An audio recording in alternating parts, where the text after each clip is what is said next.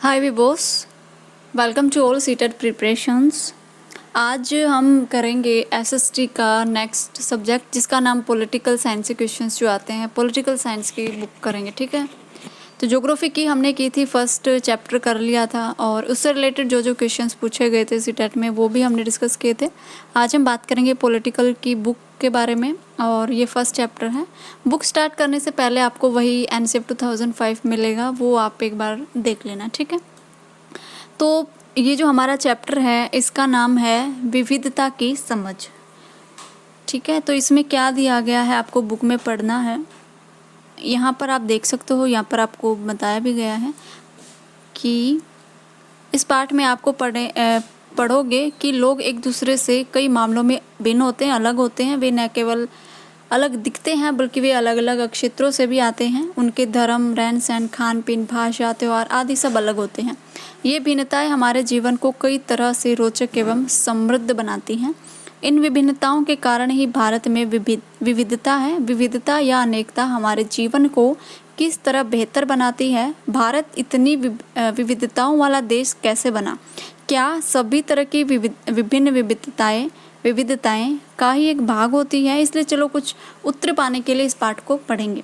तो ये आप समझ में आ गई कि विविधता की जो समझ है या फिर ये जो चैप्टर है वो किस तरह से है। विविधता की समझ आपको होगी कि सभी जो व्यक्ति होते हैं वो अलग अलग होते हैं, सभी के जो तरीके हैं रहन सहन के, खाने पीने के, जो धर्म है, जो त्यौहार हैं, वो सब अलग अलग होते हैं। ठीक है, तो ये चैप्टर आपको पढ़ना है। इसमें कुछ नहीं है, एक स्टोरी दी गई है दो बच्चों की जिसका नाम सेम है और लेकिन एक तो पढ़ता है, एक अखबार बेचता है। ठीक है, तो ये चैप्टर आपको पढ़ना है, यहाँ से आपको पता चल जाएगा इसकी स्टोरी क्या है। ठीक है, तो थोड़ी सी बता देती हूँ। दो लड़के हैं और एक तो है शायद समीर नाम का लड़का है, दोनों का नाम समीर है। ये अखबार बेचता है और ये पढ़ता है, तो दोनों की आमने सामने ये आते हैं और दोनों में ऐसे दोस्ती हो जाती है। दोनों एक दूसरे के बारे में पूछते हैं। दोनों का नाम सेम है, एज सेम है, लेकिन दोनों का काम अलग है। एक तो पढ़ाई करता है, अपना जो इसका रहन सहन है वो अच्छा खासा है, लेकिन एक का रहन सहन बहुत ही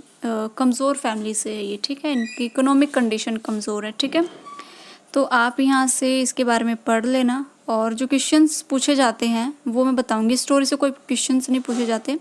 देखिए, समीर नाम है इसका, समीर 1 और समीर 2 इस तरह से इनको रखा गया है। जैसे बोलते हैं ना समीर ए, मतलब किसी भी क्लास में 2 बच्चे होते हैं उनका नाम रख देते हैं, तो यहाँ पर भी इसी तरह से रखा गया है, समीर ए और समीर 2। ठीक है, तो इसके बारे में क्या क्या बातें हैं ये जब आप स्टोरी पढ़ोगे तो आपको पता चल जाएगी। स्टोरी से कोई क्वेश्चंस बहुत ही कम पूछे जाते हैं, तो ये पढ़ लेना एक बार।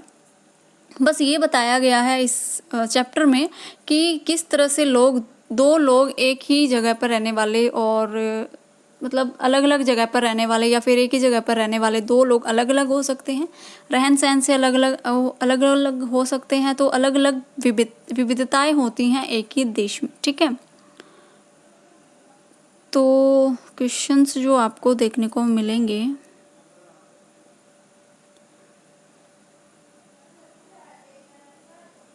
वो यहाँ से देखने को मिलेंगे। ये जो चैप्टर, ये जो पैराग्राफ आप यहाँ से देख रहे हो ना, लद्दाख वाला, लद्दाख ऊंचे पहाड़ों वाला रेगिस्तान इलाका, यहाँ से क्वेश्चंस आपके आते हैं, बहुत क्वेश्चंस आते हैं। इसको ज़रूर पढ़ना, इसको इग्नोर मत करना कहीं आप जस्ट एक बुक्स समझकर इसको छोड़ दो, तो यहाँ से क्वेश्चंस आते हैं। तो देखते हैं कि इसमें क्या है। लद्दाख पूर्वी और कश्मीर के पूर्वी हिस्सों में पहाड़ियों में बसा हुआ रेगिस्तान इलाका है। यहाँ पर बहुत ही कम खेती संभव है क्योंकि इस क्षेत्र में जो बारिश है वो बिल्कुल नहीं होती और यह इलाका हर वर्ष लंबे समय तक बर्फ से ढका हुआ रहता है। इस क्षेत्र में बहुत ही कम पेड़ उग पाते हैं। पीने के पानी के लिए लोग गर्मी के महीनों में पिघलने वाली बर्फ पर निर्भर करते हैं।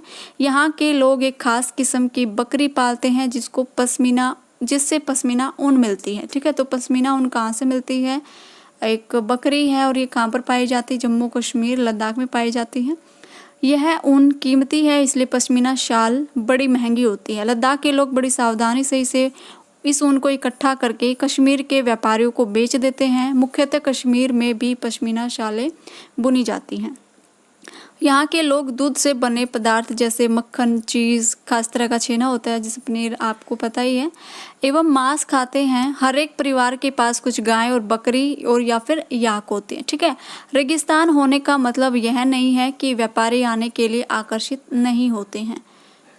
लद्दाख तो व्यापार के लिए एक अच्छा रास्ता माना गया है क्योंकि यहाँ कई घाटियाँ हैं जिनसे गुजरकर मध्य एशिया के काफिले इन इलाकों में पहुँचते हैं, जिसे आज तिब्बत कहते हैं। ये काफिले अपने साथ मसाले, कच्चा रेशम, दरिया आदि लेकर चलते हैं। ठीक है। तो किस तरह से क्वेश्चंस आपके बनेंगे वो भी मैं दिखाऊंगी। तो फिलहाल सिर्फ इतना ही। और आगे क्या दिया गया है, लद्दाख के रास्ते से ही बौद्ध धर्म तिब्बत पहुंचा था। अब देखिए ये क्वेश्चंस भी पूछा गया था सीटेट में, और देखिए कहाँ से पूछा गया है ना। तो लद्दाख ये पूछा गया था कि बौद्ध धर्म कहाँ से भारत में आया, तो आपको पता होगा तो आप बता दोगे। तो लद्दाख के रास्ते बौद्ध धर्म भारत आया था। ठीक है, तिब्बत पहुंचा था ये। लद्दाख को छोटा तिब्बत भी कहा जाता है। यही क्वेश्चंस लास्ट 2019 में जो दिसंबर में पेपर हुआ था वहाँ पर भी ये क्वेश्चंस आया हुआ था। तो आप यहाँ से देख सकते हो, इन्हीं 2 लाइनों से 2 क्वेश्चंस आपके बनते हैं और दोनों ही सीटेट में आए हुए क्वेश्चंस हैं। ठीक है। करीब 400 साल पहले यहाँ पर लोगों का इस्लाम धर्म से परिचय हुआ था। अब यहाँ अच्छी खासी संख्या में मुसलमान रहते हैं। लद्दाख में गानों, कविताओं का बहुत ही समृद्ध मौखिक संग्रह है। तिब्बत का ग्रंथ केसर सागा लद्दाख में काफ़ी प्रचलित है। अब देखिए जो कविताएं और जो गाने हैं वो बहुत, इनका मौखिक संग्रह है। और तिब्बत का ग्रंथ केसर सागा लद्दाख का प्रसिद्ध काफ़ी प्रचलित है। ये एग्ज़ाम में आया हुआ क्वेश्चन है, ये मुझे ध्यान नहीं सीटेट में आया हुआ था या कहाँ पर, लेकिन किसी एग्ज़ाम में ये पूछा हुआ क्वेश्चन था कि जो ग्रंथ है केसर सागा वो कहाँ का प्रसिद्ध है। तो वो कहाँ का प्रसिद्ध है, तिब्बत का, लद्दाख में बहुत ज़्यादा ये प्रचलित है। ठीक है। उनके स्थानीय रूप को मुसलमान और बौद्ध दोनों ही गाते हैं और इस पर नाटक खेलते हैं, नाटक भी इस पर होता है। अब देखिए यहाँ पर तो बात हो गई, जो ये जो पैराग्राफ है यहाँ पर सारी बात हुई है लद्दाख की। ठीक है, ये एक अलग इलाका है। दूसरे पैराग्राफ में बात की गई है केरल की, ये एक अलग इलाका है। ठीक है, लद्दाख हमारा उत्तरी हिस्से में आता है और केरल हमारा दक्षिणी हिस्से में आता है। ठीक है, तो अलग अलग तरह की जो विविधता है वो बताई गई है यहाँ पर। तो केरल के बारे में बताया गया है। केरल भारत के दक्षिणी पश्चिमी कोने में बसा हुआ राज्य है। यह एक तरफ से समुद्र से घिरा हुआ है और दूसरी तरफ से पहाड़ियों से घिरा हुआ है। इन पहाड़ियों पर विविध प्रकार के मसाले जैसे काली मिर्च, लौंग, इलायची आदि उग जाते हैं। अब जो मसाले उगते हैं, काली मिर्च है, इलायची है, इलायची की पहाड़ियाँ भी यहीं पर हैं और ये जो मसाले हैं इन्हीं के लिए फेमस है। तो आप यहाँ पर बता सकते हो कि ये चीज़ें कहाँ पर मिलती हैं, केरल में मिलती हैं। इन मसालों के कारण ही यह क्षेत्र व्यापारियों के लिए बहुत ही आकर्षक बना हुआ है। लद्दाख में भी व्यापारी आते हैं और केरल में भी व्यापारी आते हैं, लेकिन दोनों जगह पर अलग अलग किस्म के व्यापारी आते हैं। ठीक है, सबसे पहले अरबी और यहूदी व्यापारी केरल आए थे। ऐसा माना जाता है कि ईसा मसीह के धर्मदूत संत थॉमस लगभग 2000 साल पहले यहाँ पर आए हुए थे। ये हिस्ट्री का क्वेश्चन भी है और आपके पॉलिटिकल साइंस का भी क्वेश्चन है और यही क्वेश्चन सीटेट में 2 बार पूछा हुआ है। ठीक है, कि जो ईसा मसीह के धर्मदूत थे संत थॉमस, ये मुझे ध्यान नहीं कि ईसा मसीह पूछा था या नहीं, लेकिन संत थॉमस पूछा हुआ था कि वो कहाँ से आए हुए थे, कहाँ किस रास्ते से आए थे। ठीक है, भारत में ईसाई धर्म लाने का श्रेय इन्हें ही जाता है। तो भारत में जो ईसाई धर्म आया था वो कौन लेकर आए थे, वो लेकर आए थे संत थॉमस। ठीक है, अरब के कई व्यापारी यहाँ आकर बस गए। इब्न बतूता ने जो करीब 700 साल पहले यहाँ आए थे, अपने यात्रा वृत्तांत में मुसलमानों के जीवन का वर्णन देते हुए लिखा है कि मुसलमान समुदाय की यहाँ बड़ी इज्जत थी। तो जो इब्न बतूता था उन्होंने भी यहाँ इसके, ये जो जगह है इसके बारे में लिखा हुआ है। वास्को डी गामा पानी के जहाज से यहाँ पहुँचे तो पुर्तगालियों ने यूरोप से भारत तक का समुद्री रास्ता जाना कि जो समुद्री रास्ता है भारत तक पहुंचने का वो कैसा है और कैसे पहुंचा जा सकता है। ठीक है, इन सभी ऐतिहासिक प्रभावों के कारण केरल के लोग विभिन्न धर्मों का पालन करते हैं, जिसमें यहूदी है, इस्लाम, ईसाई, हिंदू, बौद्ध धर्म शामिल है। ठीक है, चीन के व्यापारी भी केरल आए। यहाँ पर मछली पकड़ने के लिए जो जाल इस्तेमाल किए जाते हैं वो चीनी जालों से हूबहू मिलते हैं और इन्हें चीना वला कहते हैं। और यही क्वेश्चंस आपका सीटेट में आया हुआ था। ठीक है, तो यहाँ से इस पैराग्राफ को बिल्कुल मिस मत करना, बहुत क्वेश्चंस हैं जो यहाँ से पूछे जाते हैं। ठीक है, जो बताती जाऊँ उनको आपको रीडिंग एक बार लेनी है, एक बार नहीं तो 2 बार लेनी है, ताकि जो मैं इस चैप्टर से रिलेटेड जो क्वेश्चंस मैं आपके लिए जो लेकर आऊँगी, जो सीटेट में पूछे हुए क्वेश्चंस हैं, वो आप आसानी से कर सको। ठीक है, आगे आपको कोई दिक्कत ना आए। ठीक है, तलने के लिए लोग जो बर्तन इस्तेमाल करते हैं उन्हें चीना चट्टी कहते हैं। इसमें चीन शब्द इस बात की ओर इशारा करता है कि इसकी उत्पत्ति कहाँ से हुई है। तो ये जो शब्द है, जहाँ तलने के लिए लोग जो बर्तन है उसको क्या कहा जाता है, चीनी चट्टी, और ये कहाँ से उत्पन्न हुआ है, चीन से। ठीक है, केरल की उपजाऊ जमीन जलवायु चावल की खेती के लिए बहुत उपयुक्त है। वहाँ के अधिकतर लोग मछली, सब्जी और चावल खाते हैं। ठीक है, तो बहुत सारे क्वेश्चंस बनते हैं इसी पैराग्राफ से।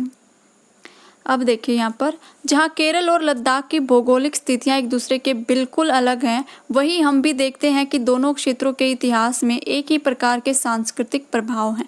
दोनों ही क्षेत्रों को चीन और अरब से आने वाले व्यापारियों ने प्रभावित किया है।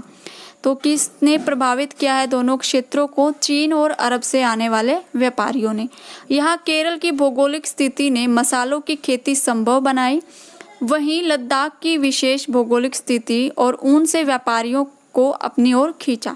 इस तरह पता चलता है कि किन्हीं 2 क्षेत्रों के सांस्कृतिक जीवन का उसके इतिहास और भूगोल से किस प्राय गहरा रिश्ता होता है। तो 2 इलाके बताए गए हैं, केरल और लद्दाख, दोनों की भौगोलिक स्थितियाँ बताई गई हैं और दोनों में कैसे कैसे धर्म विकसित हुआ है, कैसे कैसे लोग यहाँ पर आए हैं और कौन से व्यापारी यहाँ पर आए हैं और कौन सा व्यापार यहाँ पर अच्छा माना जाता है इनकी जलवायु के अकॉर्डिंग। विविध संस्कृतियों का प्रभाव केवल बीते हुए कल की बात नहीं है। हमारे वर्तमान जीवन का आधार ही काम के लिए एक जगह से दूसरी जगह जाना है। हर एक कदम के साथ हमारे सांस्कृतिक रीति रिवाज और जाने का तरीका धीरे धीरे नए क्षेत्र का हिस्सा बन जाते हैं। जहाँ हम पहुँचते हैं ठीक इसी तरह अपने पड़ोस में हम अलग अलग समुदाय के लोगों के साथ रहते हैं। अपने रोज़मर्रा के जीवन के साथ हम मिलजुल कर काम करते हैं और एक दूसरे के रीति रिवाजों और परंपराओं में घुल मिल जाते हैं। तो यहाँ पर विविधता के बारे में ही बताया गया है कि भारत में किस तरह की विविधताएं हैं, अलग अलग क्षेत्र कैसे हैं और दोनों क्षेत्रों के लोग जब साथ में रहते हैं तो दोनों क्षेत्रों के बारे में भी समझते हैं, दोनों क्षेत्रों के बारे में जानते हैं और जो लोग एक साथ रहते हैं अलग अलग क्षेत्रों से आए हुए उनके धर्म के बारे में जानते हैं, उनके त्योहारों के बारे में वो जान जाते हैं। ठीक है, तो विविधता में एकता, ये पैराग्राफ है एक अलग से। भारत की विविधता या अनेकता को उसकी ताकत का स्रोत माना गया है। जब अंग्रेजों का भारत पर राज था तो विभिन्न धर्म, भाषा और क्षेत्र की महिलाओं और पुरुषों ने अंग्रेजों के खिलाफ मिलकर लड़ाई लड़ी थी। भारत के स्वतंत्रता संग्राम में अलग अलग परिवेशों के लोग शामिल थे। उन्होंने एकजुट होकर आंदोलन किया, इकट्ठे जेल गए, अंग्रेजों का अलग अलग तरीक़ों से विरोध किया।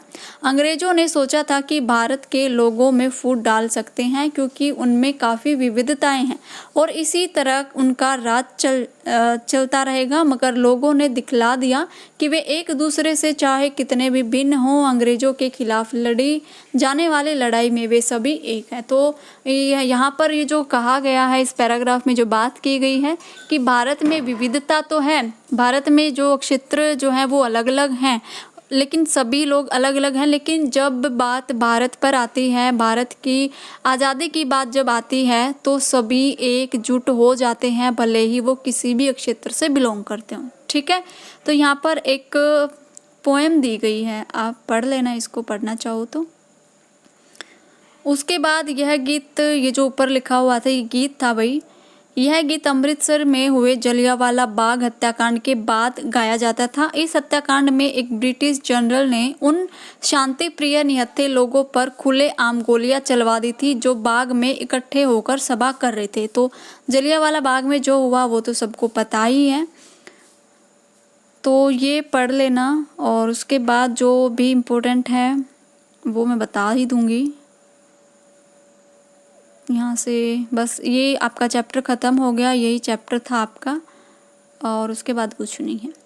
तो ठीक है भाई, ये जो पैराग्राफ है ये ज़रूर करना, क्योंकि यहाँ से क्वेश्चंस पूछे जाते हैं, बहुत सारे क्वेश्चंस पूछे जाते हैं। चैप्टर वाइज जब क्वेश्चन उठाए जाते हैं इस चैप्टर से खासकर तो यहीं से उठाए जाते हैं। ठीक है, तो कल हम डिस्कस करेंगे इसके क्वेश्चंस के बारे में जो क्वेश्चन सीटेट में पूछे गए हैं। ठीक है, तो मिलते हैं नेक्स्ट वीडियो में, तब तक अपनी तैयारी रखें।